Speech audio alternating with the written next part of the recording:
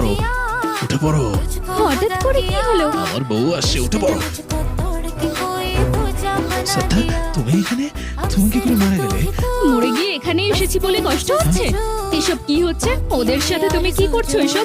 যতদূর এই অবস্থানগুলো দেখছি এর থেকে কোনো ভুল নেই। আসলে ওনার মহৎ কাজ করার জন্য উনি স্বর্গে এসে উপস্থিত হয়েছেন। থ্যাঙ্কস, আপনি খুব ভালো বলেছেন এটা। ও, এখানে এসব না, সেরকম হচ্ছে? ব্যাপার না। হ্যাঁ, তুমি শেয়ার পছন্দ করো তাই না? তুমি যদি চাও তাহলে মনে মনে ভাবো, এমনিতেই চলে আসবে এক্ষুনি, যা চাইবে তাই। চুপ করে আছি আমি। তাই নাকি? ওরা কারা? এরা রাম্ভা, উর্বশী, মেনকা।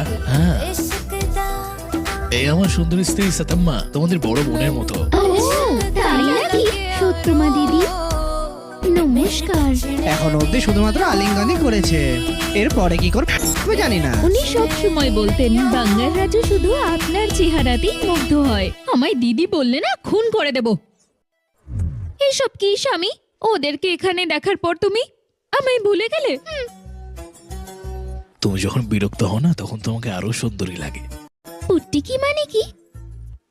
আমার বউ একটু হালকা হেলদি না, তাই ওকে ভালোবেসে মোটকু সুন্দরী বলি, আর এটা বলে ডাকলেও খুব পছন্দ করে।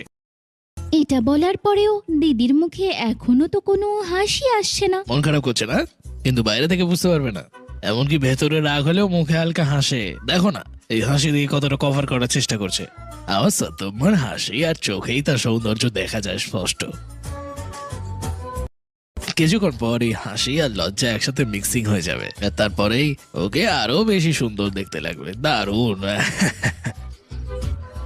ও বাঙ্গারাম, তুমি খুব দুষ্টু বাঙ্গারাম, চাইলেও তোমার উপর রাগ করে থাকা যায় না।